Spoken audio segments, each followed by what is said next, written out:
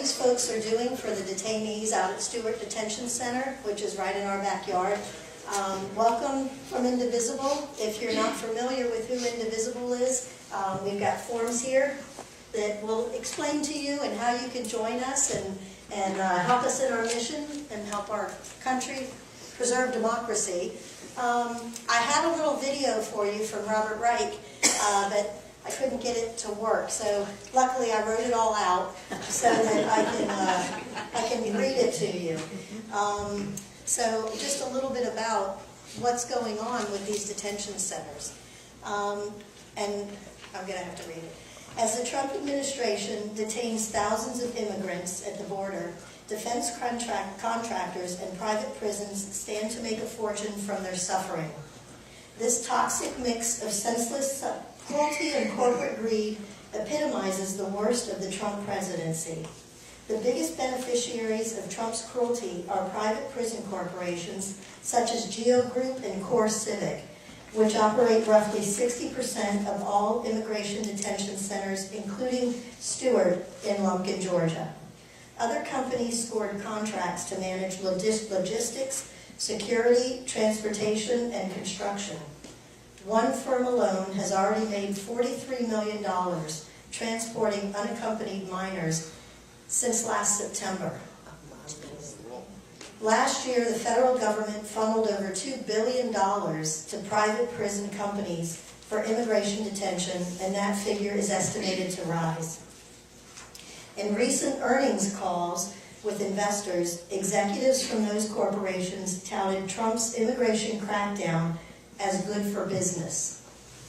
It's no surprise then that stock prices of private prison companies have climbed as Trump's policies have gone into effect and will likely continue to do so under his new executive order. Executives of for-profit detention centers, his new executive orders which detains entire families. Executives of for-profit detention centers have no incentive to respond to the needs of their inmates. Watchdog groups report squalid conditions, neglect, even abuse. And because these are private facilities, they're under little obligation to disclose what goes on behind closed doors. Meanwhile, the immigrant detention industry has strong ties to the Trump administration, donating to Trump's inauguration committee, hiring former Trump aides. One company even hosted its annual retreat at a Trump golf course. It's a vicious cycle of money, cruelty, and influence that keeps immigrants behind bars, many of whom have every right to seek asylum from violent conditions elsewhere. Behind Trump is an industry that profits from his cruelty.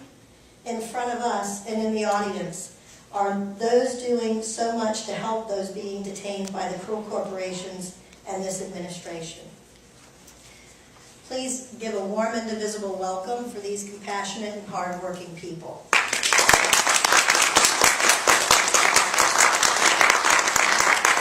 The way we're going to work today is I'm going to let everybody tell you a little bit of their story, what they do from their perspective and their businesses out at Stewart Detention. I'm going to introduce them, and then at the end we're going to allow everybody to ask questions. We've got paper and pen if you'd like a way to write down your questions in case you don't forget.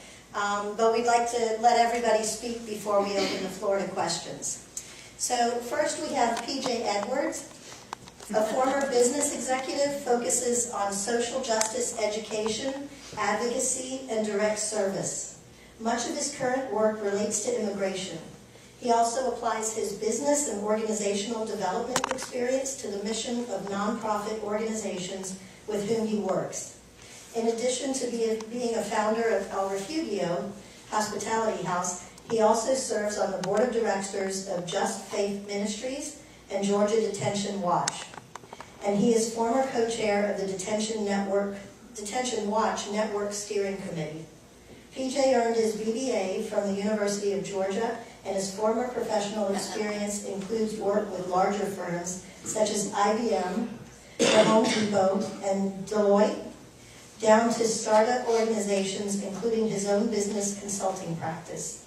PJ has been married to his life partner, Amy Edwards, since 1995. Amy works for Deloitte, where she is an associate director. PJ and Amy have 2 children, Karina and Gabriel, who are both currently attending UGA. Thank you for being here. Monica Watley, to his left, moved to Lumpkin in April to work for the Southern Poverty Law Center's Southern Poverty Law Center's Southeast Immigrant Freedom Initiative. SIFI? S-I-V-I? Either way. As a project coordinator. She transferred to Lumpkin after working for almost 2 years on Southern Poverty Law Center's marketing team in the Montgomery office. Before joining the Southern Poverty Law Center, she spent 4 years in Washington, D.C., working at the U.S. Census Bureau, the Migration Policy Institute, and the Association of American Medical Colleges. Monica is a Mobile, Alabama native and proud cat mom to her 2-year-old fur baby, Charlie. Rita Ellis, next to her, oh, I'm sorry, Susan is next to her. Susan Krysak is a retired elementary school teacher. She became interested in immigration justice and reform through her students and their families. She is a member of the Georgia Detention Watch Steering Committee. Susan has visited immigrants detained at the Stewart Detention Center for the last 5 years. She started out visiting and learning through El Refugio and now visits independently. Beginning on October 28, 2014, Susan started helping released men left at the Greyhound station in Columbus. She currently helps men left at the Greyhound station and groom, and she offers overnight refuge to those released men. Many of these men are having their first day of freedom in America and are asylum seekers. Susan believes strongly in welcoming the stranger and in helping the person who is suffering. And to her left, we all know Rita. Right. Yeah, that works. This is why I don't fly. I'm sorry. Rita Ellis is a proud Indivisible member and liaison with Columbus's own angel, Susan, who assists men detained and released from Stewart County Detention Center. Rita was born in Scotland, raised in Canada, and immigrated to the U.S. in '95. She is a proud citizen of all 3. Rita's background includes selling kilts in London, working for Scotland Yard, theater, law, nonprofit work, and running her own business. Rita lives in Columbus with her husband Miles, also an Indivisible member, and they are committed to making America the true, caring country they know it to be through future generations. They have 3 adult children and 2 handsome grandsons. So again, please help me give a warm welcome to our esteemed panel.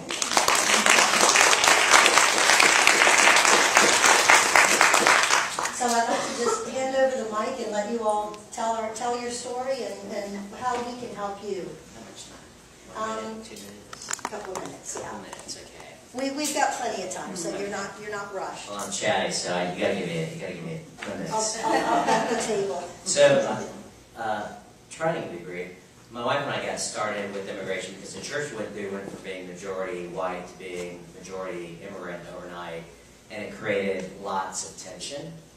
We wanted to be welcoming, but it's different language, different cultures, different ways of worshiping. So we started doing immigration education and dialogue sessions. So to explain how the U.S. immigration system works, because it turns out it doesn't work the way it did when my grandparents immigrated, and it seems like most Americans don't know that.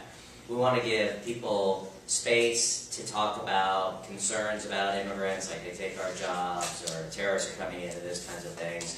But ultimately, we wanted to have dialogue around the issue, so we would bring recent immigrants from our own community together with U.S.-born, and we would usually use short immigration videos, stop it, and have guided dialogue questions, and explain this is not a debate.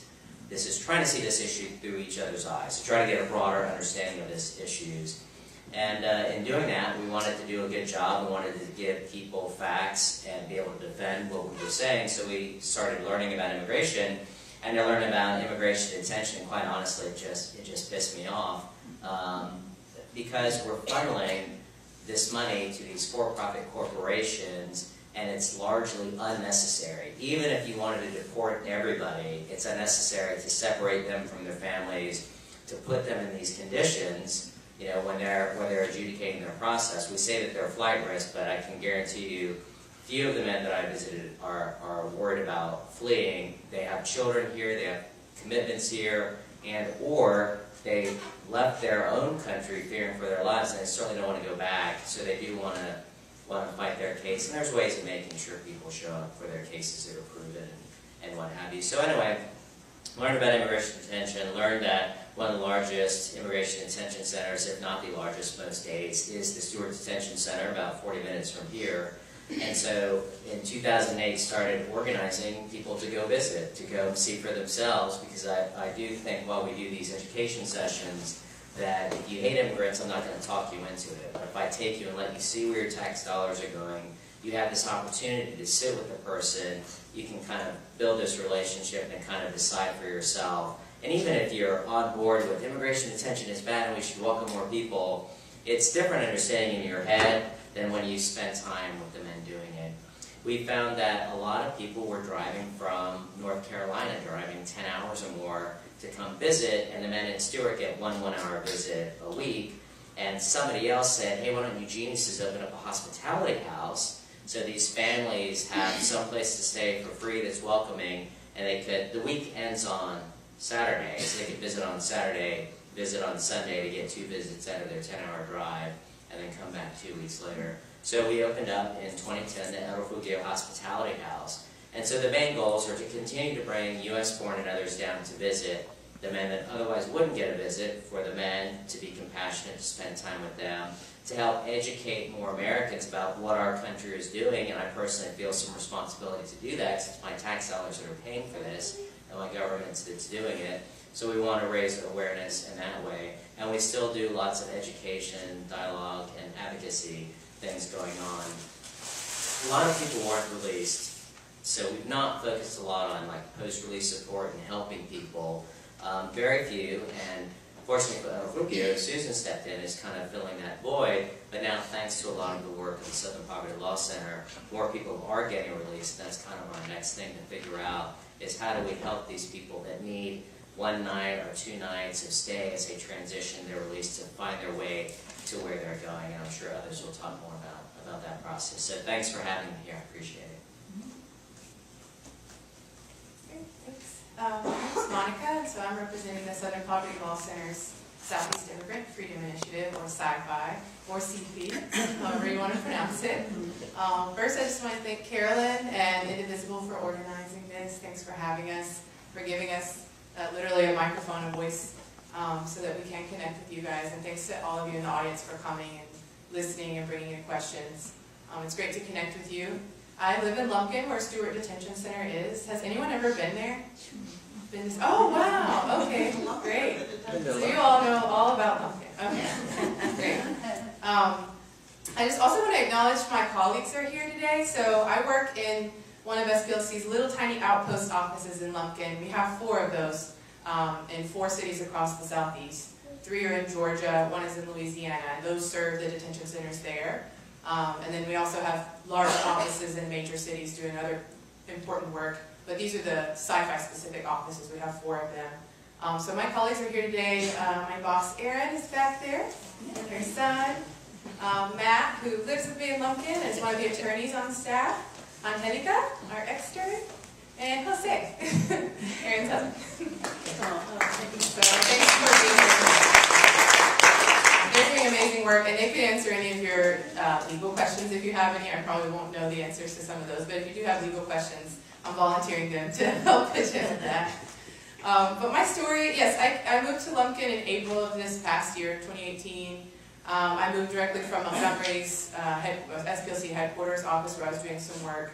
And I was kind of in the 6th floor of a glass building doing really high-level kind of processing donations and things like that for the marketing team at SPLC. But I'm really an activist at heart. And so in my off time, I was doing protests, and I was a pen pal with another detention center that's in Alabama. It's called the Etowah County Detention Center up in Gadsden. So I was running like a pen pal program for that. I was part of Shut Down Etowah, the group there, trying to shut it down. And I just found that I didn't have enough hours in the day to do some of my most passionate work because I was busy counting up donations, which is also really important. So I kind of was snooping around to see if there was a chance to do this for a living, to kind of be more directly in the trenches. So that's how I came to work for Sci-Fi. Sci-Fi launched in April of 2017, so it's pretty young, especially compared with Other Refugio.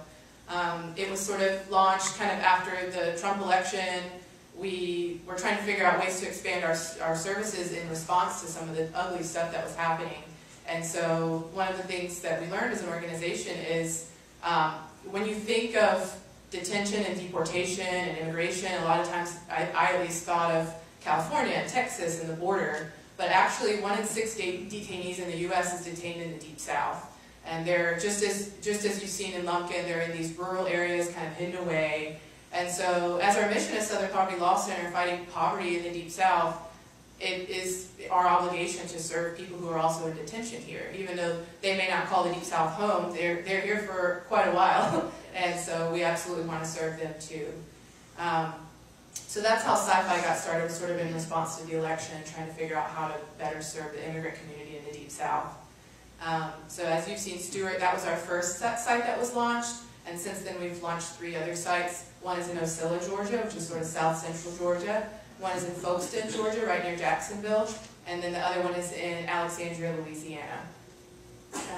So we're kind of a small but mighty team on the ground, but we operate on a volunteer model, so every week almost, or about 3 weeks out of the month, we have volunteers from all over the country, mostly attorneys, but we also have interpreters and non-attorney, kind of like admin or other support volunteers coming in to help us for about a week at a time. A lot of times they stay at Other Refugio because there are no hotels in Lumpkin. No. But a lot of times they stay in Columbus and commute, or maybe Eufaula. And so they'll come in for about a week at a time, help us go into the detention center and screen potential clients. We are a pretty high volume operation, so right now we have about 50 people waiting for us to go see them. They're seeking our help. And there are just so many of us and so many hours in the day. So we really depend on volunteers to help us get through all of those referrals. And then after we do an initial screening of a client, the lawyers evaluate to see if that's something we can help them with. And just to break it down a little bit, what we do is, mostly what we focus on the ground is on getting people out on bond or parole. So that's not necessarily winning a green card or getting their case completely resolved, but at least going to court and asking the judge to grant them a bond that can range anywhere between $1,500 or $2,500 and like $20,000, $30,000. Bonds are actually very high. The average at Stewart Immigration Court is $7,500, which is pretty high for someone who's likely the primary breadwinner in their family and they're detained and not allowed to work. Actually, they can work at Stewart for $1 a day, but that's another problem. So that's what we focus on the ground, is really getting people out on bond or parole so that they can return to their families in North Carolina or wherever they're coming from. Our clients have come from all walks of life. I think some of them, this is their first time coming to the U.S. They've never seen the U.S. outside of detention center walls. And so like Carolyn was mentioning, Susan and Rita are their first friend outside of detention, the first person that's a kind face to welcome them to the U.S. for the very first time. And then for others, they've been living here a long time. They have U.S. citizen children, maybe a U.S. citizen spouse, and they got picked up for anything as simple as wearing the wrong color shirt. We've got someone picked up for texting while driving, having improper bicycle lights on his bicycle while he was out. Someone got picked up while jogging in a park after dark, and he looked suspicious because he was brown.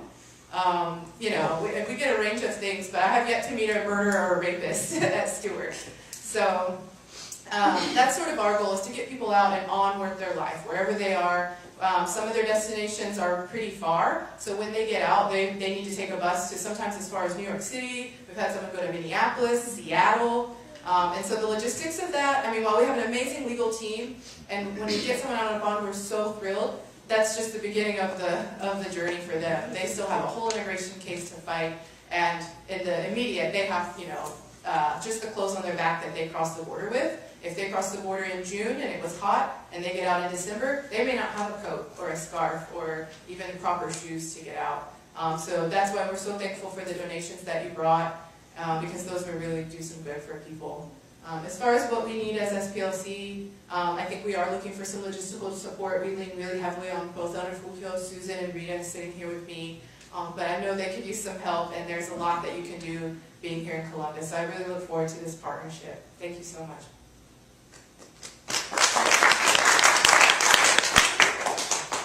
Thank you. I'm Susan, and I'm from Columbus and a retired teacher here for many years. And it's just an honor to be here with you. And I want to thank Rita and Carolyn for inviting me, and thank my colleagues because I love them. I love all of them. And we do this together. But what is so exciting to me today is you. And to think, I know there's going to be a few of you, 1 or 2 or maybe 10, that want to really get involved in helping when the men are released, and they need you so much, and we need you because it's becoming overwhelming. There's so many of them. When they come into Columbus, they come Monday through Friday when they're released, and they're just the best men. I wish they were here with me so you could see their hearts and their smiles and their kindness. And they sleep at my house, and I've done this for years, and every one of them has been so nice, and almost nicer than your average person, I would say.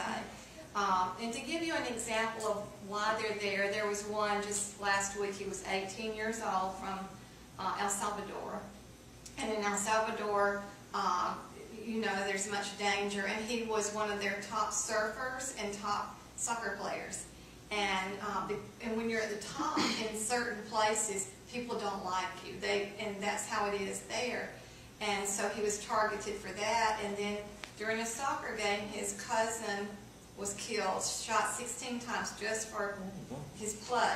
And and it was more and more. So anyway, he had to flee, and he got asylum, and then he ended up at my house. And it's so interesting to hear the stories. Another one that was just released last week, and actually El Video, I think, had visited him, is a doctor, a general practitioner from Cuba.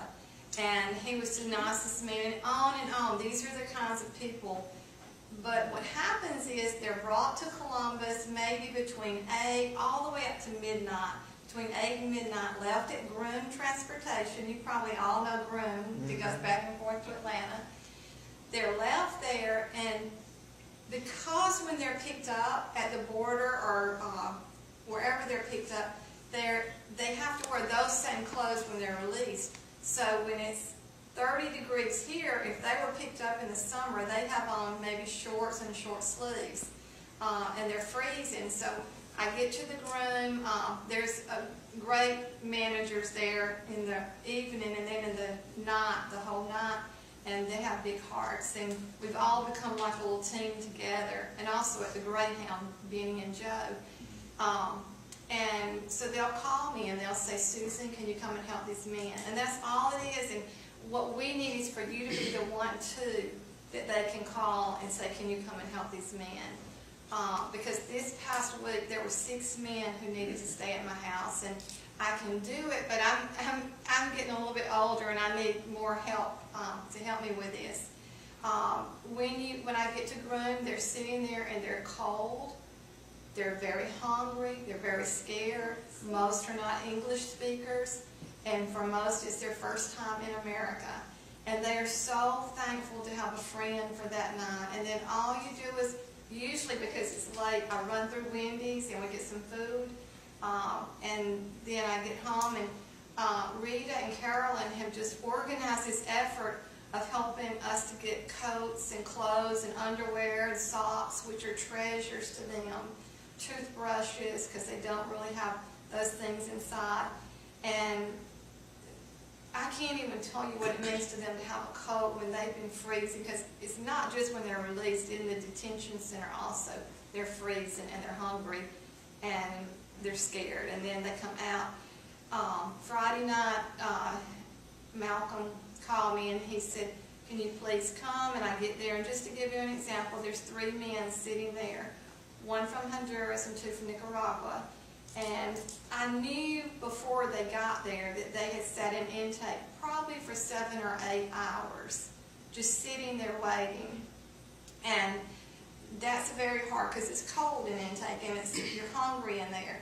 And then they get here, so they were going to have to sit at Groom all night long and try somehow to find a way to their home. And there's just enormous ways you could help. And I know there's some of you out there who would love to take this on, and it is the most fun, and it fills your heart, and then you always stay in touch with them. They're your friends forever, and you get to know their families, and it's just great. So if you would be interested, also we need help at the Greyhound as well, but I hope somebody would like to do the night part of going down and helping them at the groom station. I remember also the other night one of the men said to me, he said, you know, a lot of people don't like us. And I said, I like you. And I said, and all my friends do too. And that's a feeling they're getting, I guess, from the politics right now, and our leaders, that people don't like them, but they're the best, hardest workers. Also, just wanted to mention quickly, and you probably know this, but hundreds of our own men, our own hard workers from Columbus, Georgia, have been taken, and the way that happens is at around 6 o'clock in the morning when they're going out to do hard physical labor. There's a vehicle sitting just probably a mile from their house, and then those men are put to the ground, chained at their legs, at their arms, at their waists, and taken from their family. And this has happened over and over. I have a friend right now today who is suffering through this, who's one of the nicest people I've ever met. And everything we're talking about here, the men in the detention center, the men taken in Columbus, every bit of this is paid for through your money, through your tax money. Not only paid for through your tax money, but paid to a private organization that's like a business that's traded on the stock market. So this is a concern. And just to highlight the conditions there's a poster here of Julio from Cuba. He was, and the reason I wanted to bring that today is because 1 year ago in January, he died at the Stewart Detention Center. He was 33, had a little 8-year-old son and a beautiful wife, and he was a strong, just vibrant man. He laughed, he smiled, he took a job in the kitchen he was trying to do everything correctly, and the reason he was taken, he had a green card, and he was a truck driver, drove big trucks around, and he gave somebody a ride. He was just good-hearted, and they accused him of trafficking because he gave someone a ride. Oh my God. So then when he gets into the detention center, this was when, and I know this because one of the men who stayed at my house explained it very in detail to me. There was no heat. You remember back when we had that 20-degree weather, the heaters were not working. So he got pneumonia and then had to go onto a breathing machine, a respirator. 33 years old, a strong man, and then went into a coma and then died. And none of this was needed. And we hear these stories over and over, the suffering. The friend I was talking about from Columbus that was taken, I just got word that he's very sick. He's been taken from place to place, and the detention center they just took him into says, we're going to put you in segregation because there's something wrong with you. And that wouldn't have happened if he wasn't in a detention center. So anyway, I just wanted to share those, and I wanted to just mention one last thing. I know I'm going a little long, but you probably all know the story of Aaron Brockovich, the one. We need for you to be the Aaron Brockovich. And when these men come to groom, they tell you their stories. And when you hear their stories, you can start telling other people their stories. And we can stop this because it's a very corrupt, wrong thing that's happening in America. I have never seen anything like it. And I hope that some of you want to help and just take those men on as your friends. Thank you.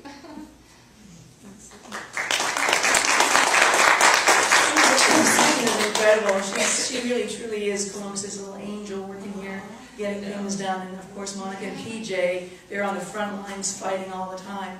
I'm actually really an immigration newbie, like just sort of diving into this for the first time. And it all sort of happened through Monica, honestly, because in Indivisible Monica had posted needing some money for a ticket for one of your clients who was leaving, and my husband and I helped do that.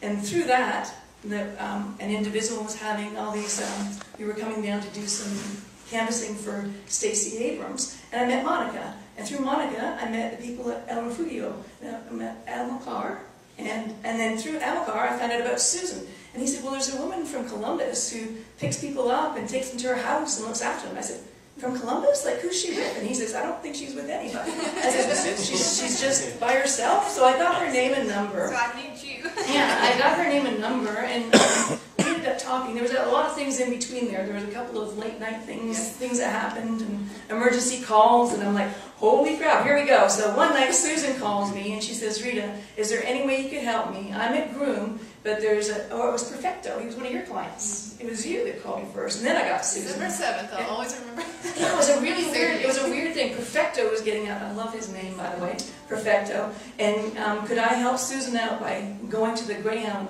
bus station on a Friday night? Okay, he's supposed to make the 9:30 bus. They had a ticket for him. Well, of course, as Susan and everybody was telling you, they can be released at any time from what on a usually 7, right? Should be 7 p.m. But they never are released on time. Okay, so the last bus from Columbus to Atlanta leaves at 9:30. So she said, if you go down there, I'll wait at Groom. I got Susan. I'll be waiting at Groom. You wait down there. Well, of course, 9:30 came and went. Everybody comes off of the bus. Everybody loads onto the bus, and there's Rita. Okay, sitting by herself, literally with nobody else. Okay, in the parking lot of the Greyhound station in downtown Columbus, Georgia, and I'm like, holy Jesus. Okay. I call Susan, and she is the angel of calm. She's like, Rita, you're fine there. Lock your doors. Nobody's going to approach you. You'll be fine. Just wait for the van to come up. And she says, oh, listen, there may be more with Perfecto. If they do, just bring them to me. I'm like, okay. So sure enough, the van pulls up, and the guards get out and they release them. There are 3 gentlemen there. And meantime, to my detriment, to my utter failure, I don't speak Spanish. I can do French. A little bit of Russian, believe it or not, but not any Spanish other than dos cerveza, por favor. I'm ready for that. But Susan's like, oh, I don't speak Spanish either. I just use Google Translate. So you should have seen me in my car trying to get Google Translate to say, hi, I'm here to help you, and we're going to go see Susan. Don't panic, you know. And it didn't translate completely. They couldn't get my name Rita. I don't understand why that was a problem. But anyway, so I was ready. So I go up to these 3 gentlemen, you know, and I'm like, hi, hola. And one of the guys says, don't worry, I speak English. So thank you, Jesus. So then we get in the car, and we call Susan, and one of them was from Nicaragua, and one of them was from Mexico, and I forget, Perfecto was from Mexico too, wasn't he? Well, Carlos was from Mexico, and he was my translator, and we're all jammed in my car going down. Susan called, she said, listen, there's a bus going out right now from Groom, to the airport, and one of the guys wanted to catch it. So I said, well, strap in, guys. We're not going to go too fast, but we'll get to Groom in time. But, you know, during that time, in meeting Susan, that's the first time I actually met Susan, you realize that there is goodness in this world, that people are better than the surrounding around them sometimes, and that can elevate your game and elevate your desire to contribute to society as well. And that's really what happened with me. I felt compelled from that moment on, because one of the other things that happened is Susan meets you there, and she has a little bag full of water and you know, fruit and nut bars or honey nut bars. And the gentleman, Perfecto, actually grabbed it, and he was eating it, and he said to me, so good, I'm starving. They're so hungry. That a little fruit and nut bar makes a difference for them. And then they get a little bag from her, and those that went on, I think Noel left that right then. We gave him some money and a bottle of water and some fruit bars, and off he went, you know, to his next journey. And I think it was really important that we all sort of, we can't all be Susan. I mean, we can't all be Susan. Not all of us have the same level of trust or kindness or goodness that the Susans or the Monicas or the PJs of the world have, where you're willing to put yourself and your family and your place on the line. Not everybody can do that. And Carolyn and I met with Susan yesterday, and we understand that, you know. My husband is all for it, but he works night shifts sometimes, and he'd rather we didn't have somebody stay at our house when he's on night shift. So that's the rule I will follow, because I think that's his house too, you know. But Susan says these gentlemen are kinder and nicer and more virtuous than most of the people even here, because they're so grateful to be out of the detention center, and all they want to do is get to their families. But the idea behind today is sort of collectively, and we still have ways to go in terms of the formation of it, But ideally, we'd like to be sort of the backup for Susan. So there's not just, Miles and I being her backup so that when she gets tired or she has to go out of town, which doesn't happen often because she's a miracle, but who's going to help her out? You know what I mean? Or if she knows that somebody's getting left at the train station, the bus station, excuse me, who's going to help her out?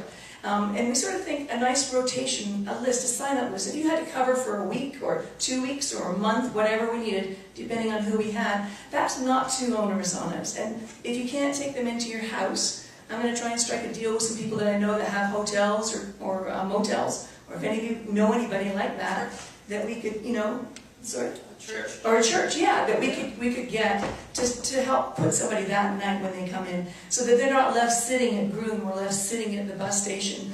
And one of the great things that I was able to do that evening was I was actually in the car. I was able to tell Carlos to translate for me that I want you to know this is what the America is like that I love. Amen. Compassion. We're not idiots. We're not horrible people. We got to do something. Like I don't know. I didn't know Stewart was there, and I hate that it was there for that long. Like, I'm sorry I get emotional, but I cannot believe that this is happening so close to us, that families are ripped apart, that people's lives are upended, and these people think they are worthless. They're not. They're just as valuable as you and I are, and I think we really have to, as a community, and as an Indivisible group, really come together and make a difference, because if we don't do it, nobody will, and it's on us, I'm telling you, it's on us. Thank you.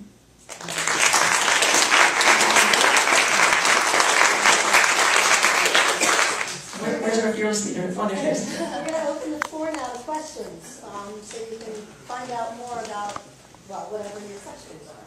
So, let me grab a mic. I'm sorry.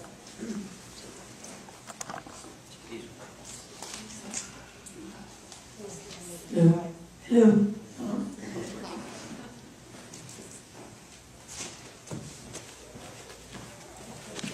There you go. Questions? I have a question. Hi, I'm Ricky Hill. I moved to Columbus in 2015. My question is, what is the average stay for any of the detainees in Stewart, or any detention center?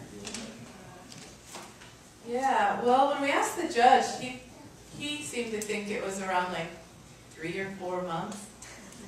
But it really depends on if you want to fight your case. If you go in there and you're discouraged and you're like, just send me home, I don't want to fight my case, it may very well be just a couple of months. But if you really want to fight your case, an asylum case or whatever have you to win relief and stay in the United States, you're going to be in there for several months. I would say 5 or 6 months if you really want to fight back and really push for your case. Would you agree? It is very different. Even if somebody wants to not fight their case and be voluntary deport, just send me home. It really depends on where they're from. If it's Mexico, this won't be so hard. We have good diplomatic relations. It's not that far. If they're from someplace like Somalia or someplace where poor diplomatic relations, or if they were in a refugee camp as a baby and they don't have a birth certificate, we have somebody from an African country where they don't normally just give birth certificates, it's going to be much longer. And then as Monica said, if they're going to fight their case, it could be a long time. Anecdotally, and she sees many more cases than I do, but again, been doing this since 2008, nowadays if someone's going to fight their case, I think they're looking at a good 15, 18, 19 months or more, because they're going to get denied. The immigration court at Stewart is the hardest one, for sake of other adjectives, in the country, and the relief rate is very, very low, lowest in the country. And so you can almost know that they're going to lose their case, they're going to have to appeal it, which means they're going to have to wait again. And the wait between their hearings can be months. So I met a guy just yesterday, I was at Stewart this weekend, and he's been denied bond, and he was denied bond, I guess, in December, and his next bond hearing, he's going to have another bond hearing, is until March. So until that time, there's nothing for him to do, there's nothing for attorneys to do, he's just waiting, for that time to come. One of the first guys I visited, if any of you saw Samantha B. Pedro, was there, and they used to do, they do it in Irwin, I assume, but they used to do video conference for their immigration hearings to the attorney. They didn't have judges in Stewart, they would do it in Atlanta. And so I visited Pedro, and he's extremely pissed off. He's been here since he was a kid, so he's like an American, so he's angry like I'd be angry.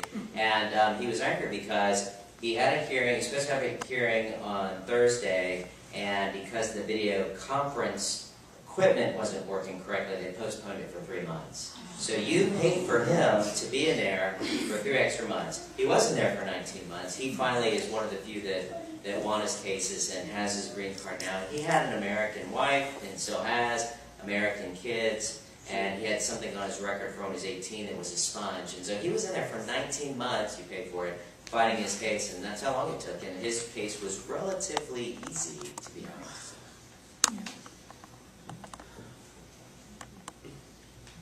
I have a question for Susan and Rita. How can we... Can everybody hear well enough? Do you want me to use my mother's voice? Just the mic, don't go near it. Just the mic. I have some questions for Rita and Susan on how we can help. How can we get clothes or money to buy clothes for the guys that show up for you all that need clothes? That's number one. I can't remember. Food, excuse me, money and food for travel. How can we help with that? And the other thing is, we have a thing at our church called Give Away the Plate. And I was wondering if we gave you money to pay for hotels or things like that. It won't be a lot of money, but it'll be money. And I'm wondering how we can do that.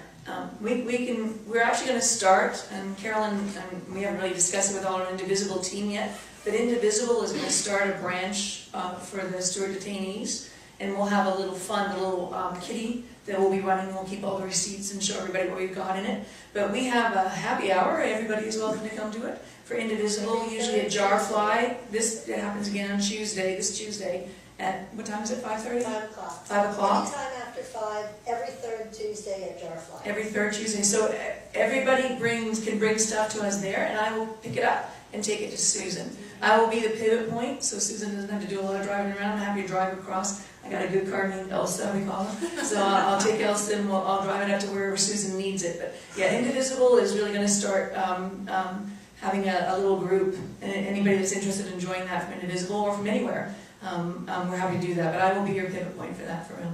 What was the name of the bar? Jarfly. It's a restaurant bar. It's on 13th Street. It used to be where Loco was. Yeah, Oh, I know Loco.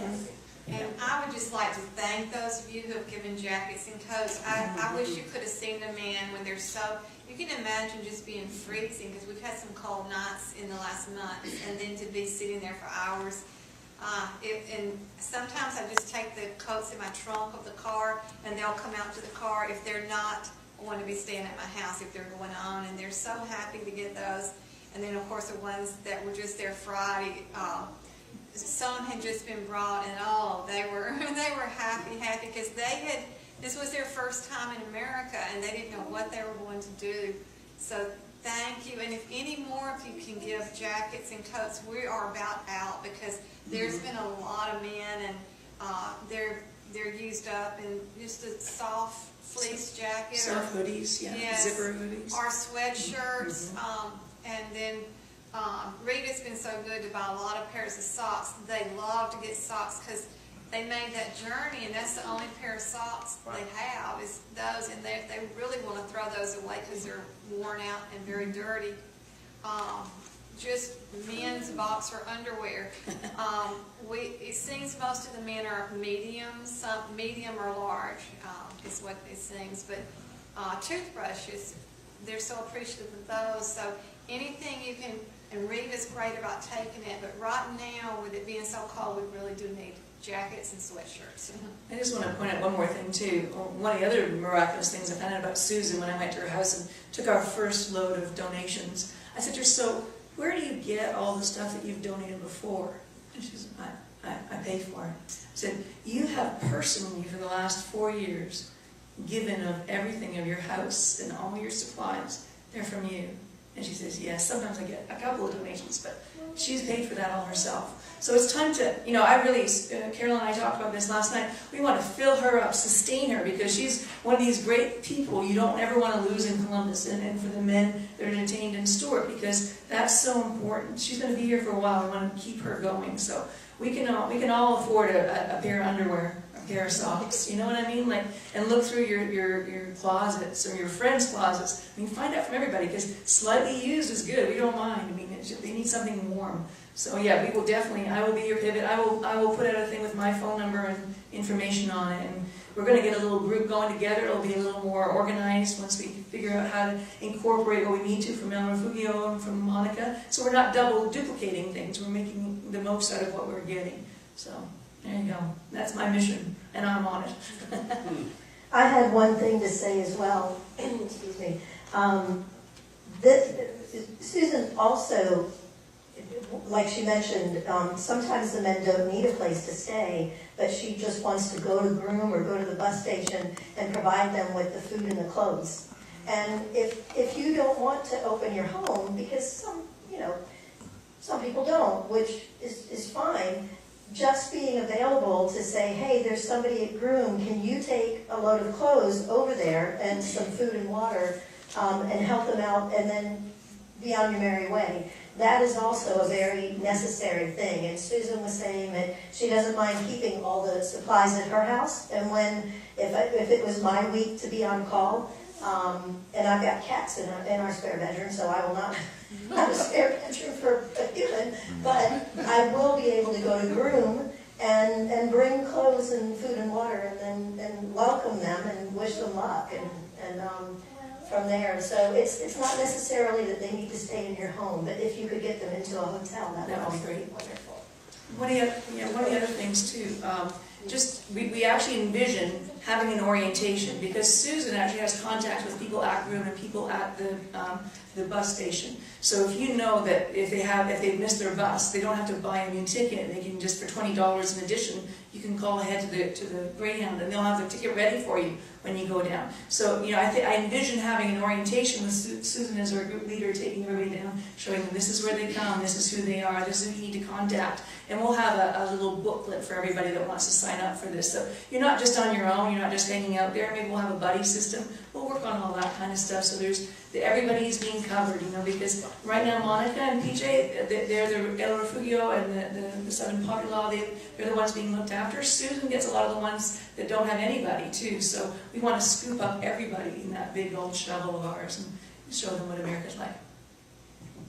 Who pays for the ticket for groom or for the Greyhound, or then ultimately an airplane ticket to get them going? That when they come with me to the house, then we're able to use, that's another thing, just to have a cell phone to use and to contact their families, and then their families do that.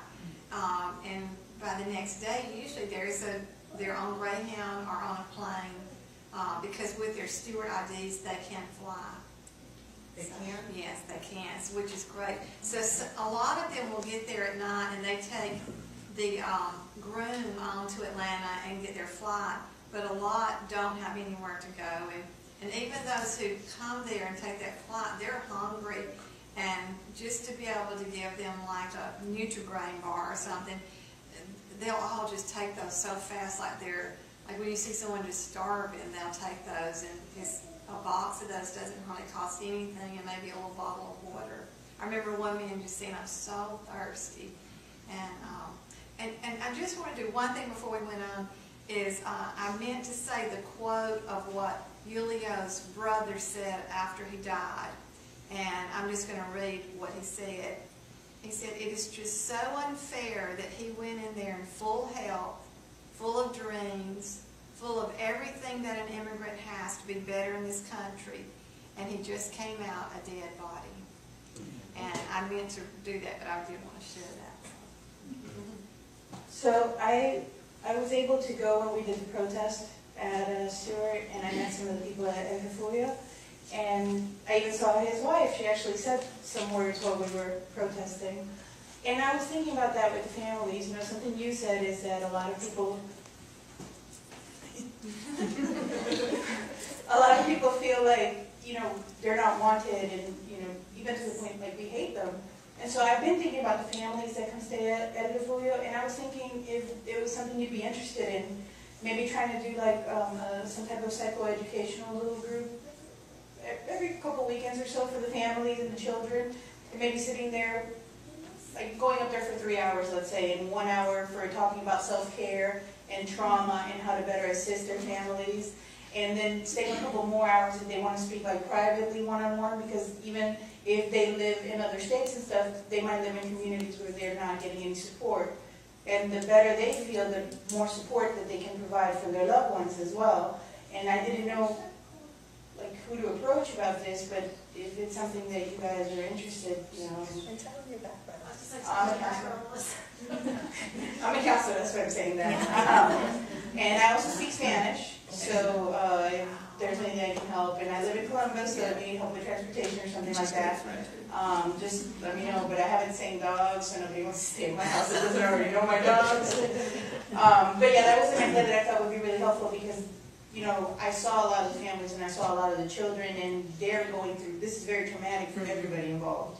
So I think that that would be helpful. Yeah, it's really even this weekend being the families, and quite honestly, you know, a lot of us, if you heard my background, I'm a business guy. I mean, pastoral care and you know, social sciences and you know, social work is not my background. So we really struggle with that. I think we're kind of fumbling along, doing okay, but it's something we'd really like to be able to offer people. So we do have a few people on the team that do that. We'll have to figure out how to structure it because we want to give them their space when they're with us, and they are in the middle of visiting their loved one with it, which is both traumatic and good at the same time. You know, like seeing your husband or your dad behind the plexiglass in this place.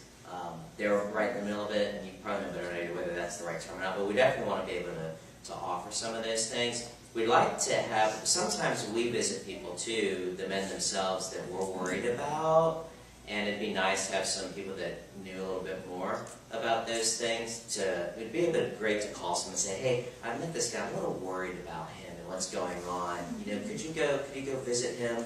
And figuring out how to do that would be great. I would love to be able to offer, we might have to try to use technology, or I'm not sure how we do, because you know, the families are coming from a long way, so it's opportune when they're here, but at the same time, I'm not sure it's the best time. But to be able to offer something like that, hey, would you like some counseling or some resources along those lines would be great. So please, you know, I'll be glad to give you my card and we can be in contact, and we'd love to do more. It really is something that's kind of on our goals. But I think you know how it is when you're like Susan, you know, we're doing one thing very well, we want to be able to do more, you know, how do we do that? And having the skills to do it is something we like, so we would very much welcome some support in that area. So yeah, let's talk, please. Okay. I just want to make a statement. My name's George Humphrey, I'm from Columbus, and what y'all were talking about with the immigrants and how they're treated at detention center, it really sounds no different than the way they treat prisoners when they let them out of prisons. You know, the American citizens. I've known someone that come down to the Greyhound, they put them out, this Greyhound don't stay open. So you're standing there in the rain. He had to stand there in the rain in the freezing cold. He walked here to the Valley Rescue Mission, to the Salvation Army, they wouldn't let him in. He said he beat on the door, everything. They said it says 24-hour service, but yet they threatened to call police on the young man. You know, they put them out without food and water. I think here in Georgia they actually give them $25. So I can relate. That's why I came here to find out and to see. And so, is there the SLP and with Indivisible, with y'all working with immigrants, do y'all also have a branch that maybe works with this prisons, people that are released? Because there's a lot of them released out. Another guy said I've talked to, when you leave, you got to give them an address. If you put on the American prisons, if you put on there that you're homeless and you got nowhere to go, they don't let you do that. So is there a statistic that shows how many inmates they let out homeless? But nobody asked that question, you know. And so that's why I'm here. I want to try to get involved a little bit too, because I can relate with that. You know, and then you're talking about the facility. Oh my God, I spent a little month ago, I had to go to the county jail for a bit. They got leaks in there. They got people sleeping on the floor. You get sick in there, you know. It's the same thing. I think, it should be some kind of way to confront this with both ways. Because if they treat the American people that way, people that go to prison, it's going to be a hard thing to get them to change to treat any immigrant that way. Absolutely. We're the most incarcerated country in the world. Yeah. And getting bigger and You more gotta get out and make money incarcerated. off of it. It's not right. In response to what you were saying about the jail, there's lots of jail ministry Yes. right from our Columbus jail. But- And they do have places in town people can go to. Yes, ma'am. But if I'm a Buddhist, I tell them that. If they want me to go to the center or something like that, I have to go to church every day. If not, they want you to leave. What place are you talking about? Like the safe house with that Richardson guy that runs the jail. Oh, I'm wait. not gonna deal with him. Neil, I think one thing is just like school. You close your eyes and ears for a lot of things. You're Buddhist. But if you do that, then you have to close your eyes to the way they treat the immigrants and other people. You shouldn't have to close your eyes for nothing. I'm not saying that. The other thing I wanted to share with there is a lot of non-documented people right here in Columbus. Yeah. And I've been working with some of them, and I just met with a lady before Christmas, because it was our Christmas gift. And here was a lady with two girls who were U.S. citizens. She was not.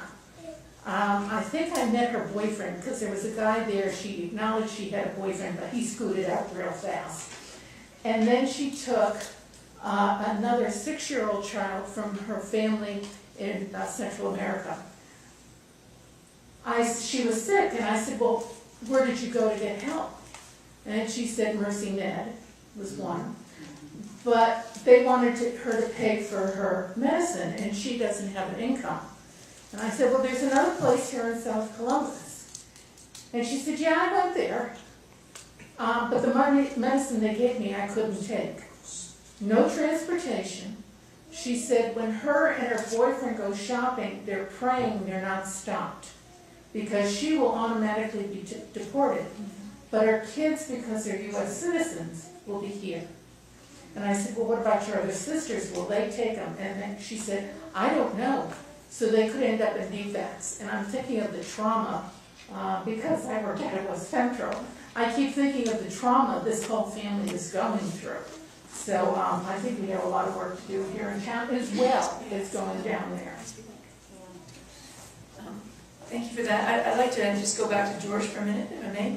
I think you put in a very valid point, and I think our justice and group that we have that fights for justice and freedom for those in our own country, like those that are American citizens, that is something we will address as well, because that is something we have to stand up for too as Americans. So thank you for bringing that to our attention. And ma'am, you're so right. I mean, we have to, there's a constant state of fear for people that are undocumented that is happening at a level, I'm sure, unprecedented.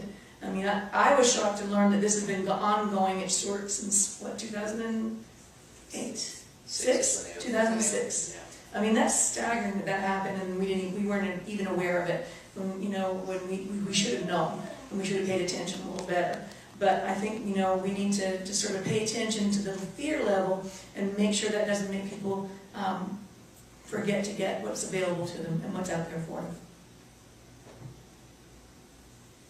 Any other questions or comments? No? Well, I do just want to say that we've got sign-up forms down here, so that if you're interested in helping out in any way, or even coming to a meeting to find out any way that you can help, just sign up so that you'll at least stay informed. This is the first step that we're taking in organizing this whole endeavor.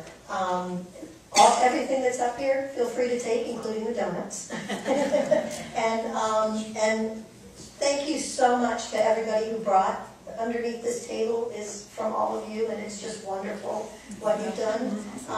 And thank you all for coming and for letting us know what's going on and how we can help. And I'm really positive that we're going to have a good working relationship together and do some good in the community. Carol, and I'm going to ask you, are you accepting money donations today? Mm-hmm. Yeah, Absolutely. Yes, it does. Thank you, sir. Yeah, For sure. Thank you. definitely.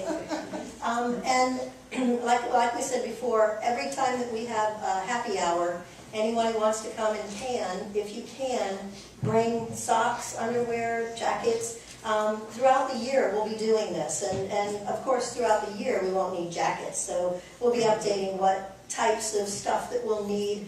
And if you can't bring anything, that's okay too. Come to happy hour. It's not about, you know, if you, what are you bringing in the door? You know, so we're hoping to have a completely separate account that's just for this. So if people want to donate to that, and then to the general fund for hosting things and for our events and things like that. But other than that, I think I'm just so grateful that you're all here and we're all indivisible.